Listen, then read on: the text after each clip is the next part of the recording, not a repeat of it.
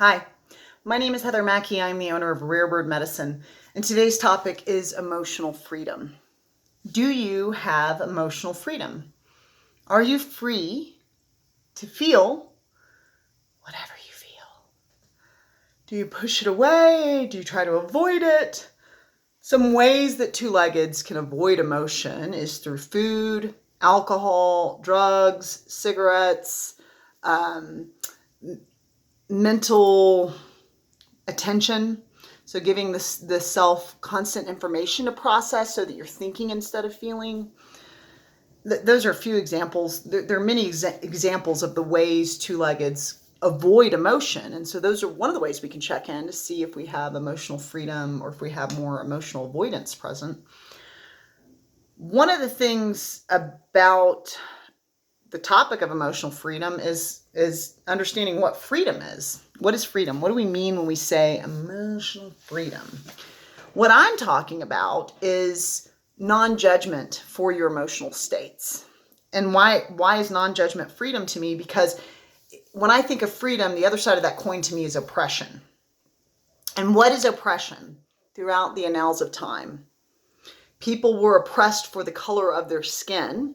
I mean, I'm Scotch, Irish, and Italian, and there was a period when you couldn't get a job if you were Scotch. It was like, no, mix allowed, So there are a lot. It's not always just necessarily color of skin, but there are biases we've held: xenophobia, culture phobia, color phobia, racism, that is steeped in judgment. It's judging. If you're this, then don't try to work here. Take your red hair over there, whatever, or like, take your colored skin over there. Don't be around us. That's based in judgment, and it is oppressive. It's not freedom oriented to say any culture can be around me. Any color of skin can be around me. That's open. That's free. Everybody's welcome in the garden of life. The same can happen with genitalia, lots of conversations I've heard throughout my life around women not being paid enough. So you can have a woman that actually has more capacity, greater skills, greater intelligence, and is getting a much lower wage because of her genitals. That's not freedom. That's oppression due to the judgment and assessment that women have less to offer. I mean, we could hear it even, just like, we can't have a woman run the country. She has her period. She's moody. It's like, okay, you do know men are moody. Like, you know that men are moody, right? Have you met men? Humans are moody. Are you familiar? I don't know if you know this, but if you have a penis, you also are moody. Hello, welcome back. So it's also silly. Judgment is just ridiculous silly. It's like, really? This is the reason we're judging. And I see it, and I talk about this often because I hear more often from two-leggeds about the oppression of women than I hear about the oppression of men. I don't know why we're not talking about the oppression of men. It seems like a really important topic. If we want the world to be healthy, we have to think of where dysfunction is present, and it's present everywhere, everybody. Let's look at this from every angle. So, I've had a lot of guy friends throughout my life, and I've been in a lot of circles of men where I'm the only female. And so I've experienced a lot of, like, I don't know, just, it's almost like I can tell. It's like people kind of forget that I'm there. And so I've experienced a lot of more intimate male conversations. And there can be a lot of like, oh man, don't be a pussy, pardon my French, but like, don't be a pussy, man up, man up. And it's like, okay, first of all, pussies pop out babies. I mean, they can take a pounding, and so like that's a misogynistic statement to begin with. Pussies are one of the strongest things here on earth. Like, come on, you guys. So, maybe we all have that level of strength. but there's this quality of like, be a man, don't be weak and cry. That is also a humanitarian crime. It's a humanitarian crime to not pay someone equal because of their genitals as opposed to their skills and talents and abilities to do the job. But here's another topic we should be talking about. It's a humanitarian crime to tell a two-legged they can't feel. And that humanitarian crime happens in a lot of different paradigms. It happens in the corporate world where two-leggeds are expected to just never be emotional at work. Hey, newsflash, I'm a human.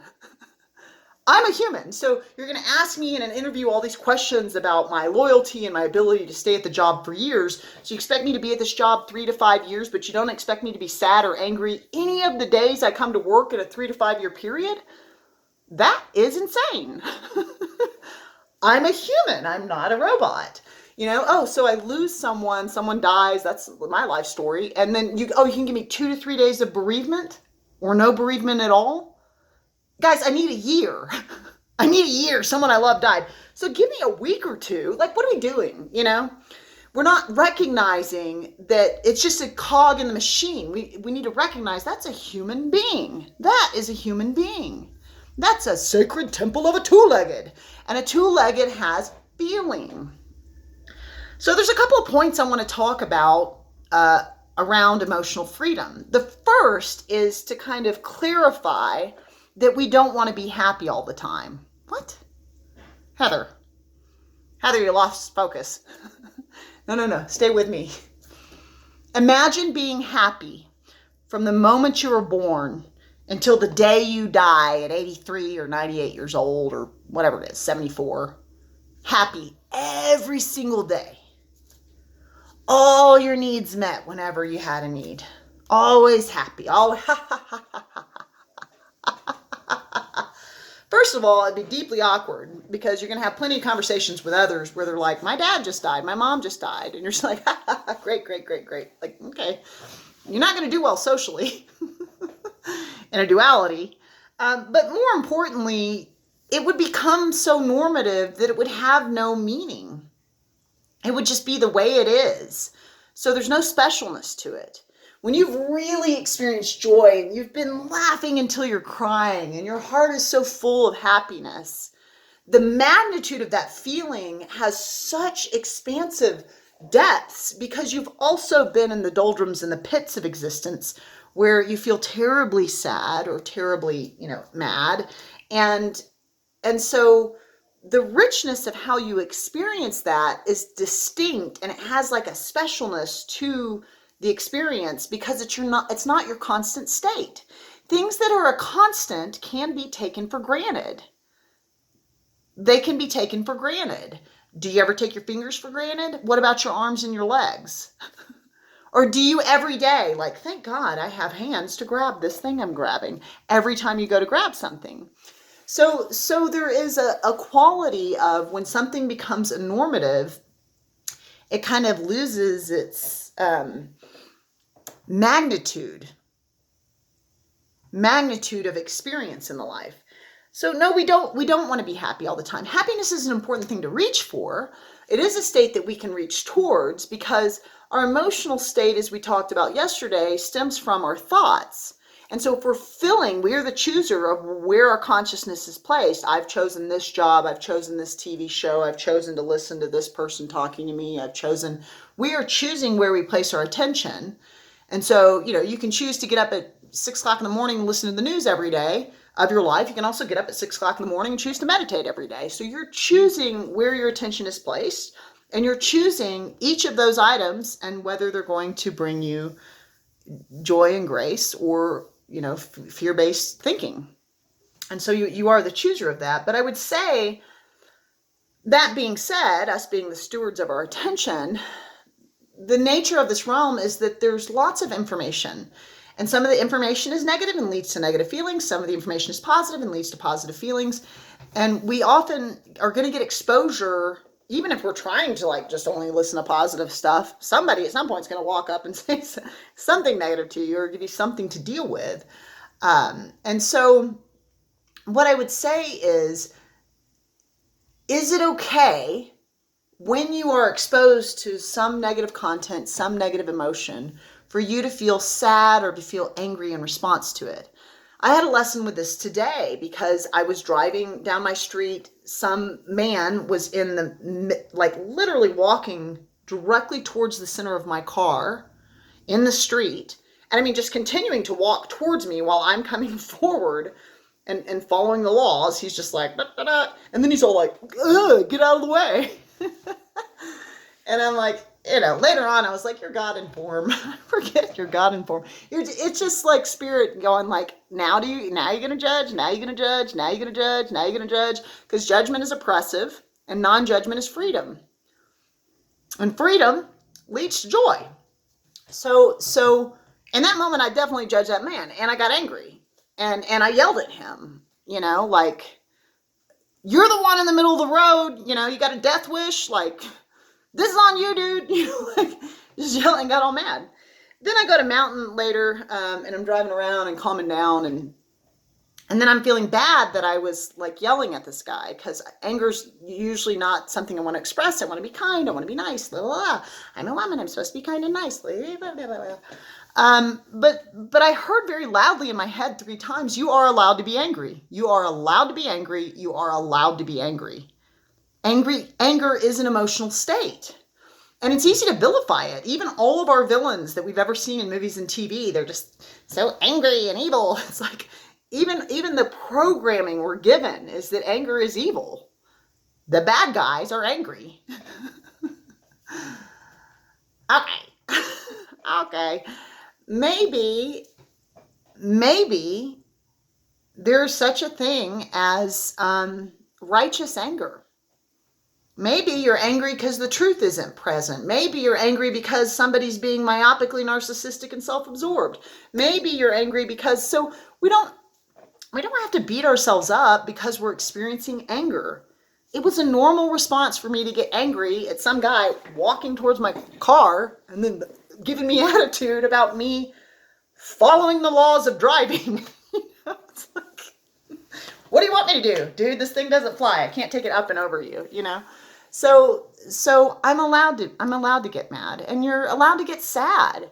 So have you found, we've got more stuff to come in 2021. A lot of people will exit, not just from the pandemic. There's more coming, you guys, probably in the summer, but we've got more coming in 2021 that is going to be a state of psychic and emotional shock for humanity. So the question is, are you going to allow yourself to process it? Do you have an emotional preparedness for the reality that life is a variance of emotional states? Do you constantly expect yourself to only be happy, to only get happy news? Or do you understand that, like, oh, I must need to feel sad right now because the entire world is in shock, and I can feel that, and I feel sad, and I feel sad that a lot of people are exiting, and I don't know that I've made peace with death yet, and this is bringing up a lot of stuff for me. Let me think about how I feel about death. Ooh, great teacher. Yes, let's all consider this. So you're allowed to be sad. You're allowed to be mad. And it doesn't make you bad. It doesn't make you bad. I really have been ruminating on this today. What does it mean to be emotionally free? As a Sagittarius, eternal optimist, like, my nature, ask any of my friends. If you call me and you're like, I'm so upset, I'm always going to be like, here's the silver lining. Here's what's good about that. Here's the blah, blah, blah. And I have to remind myself, like, to just be like, that sucks. I'm sorry. That sounds hurtful. And I've learned to, like, just to let people cry, to not shush it or stop it or keep people from, if someone's crying, we tend to want to soothe, but then they don't let the steam out of the kettle. My therapist once said, Heather, all this anger that you don't allow yourself to express because you're so busy being nice and considerate to how it feels for others to have to process your anger if you're angry, causes you to put a lot of steam in the kettle that doesn't get released. But once you release steam from the kettle, it's gone forever. It's not getting back in the kettle. So can you give yourself ways to express anger, ways to express sadness without judgment, so that true freedom of expression is present? When you're crying, can you say, like, I don't want to be soothed, just let me just cry it out, like, and just let your friends, anytime I cry, just give me the freedom to let it out. Can you let others cry or get angry and feel what they feel without absorbing it yourself, and have an emotional fortitude or an emotional preparedness for things that may be stressful? So can you extend freedom, and can you choose freedom for yourself? If you follow or look at YouTube, you can subscribe to Rare Bird Medicine. You can also go to rarebirdmedicine.com, click on the classes link for some upcoming classes we have. May you be emotionally free. Blessed be.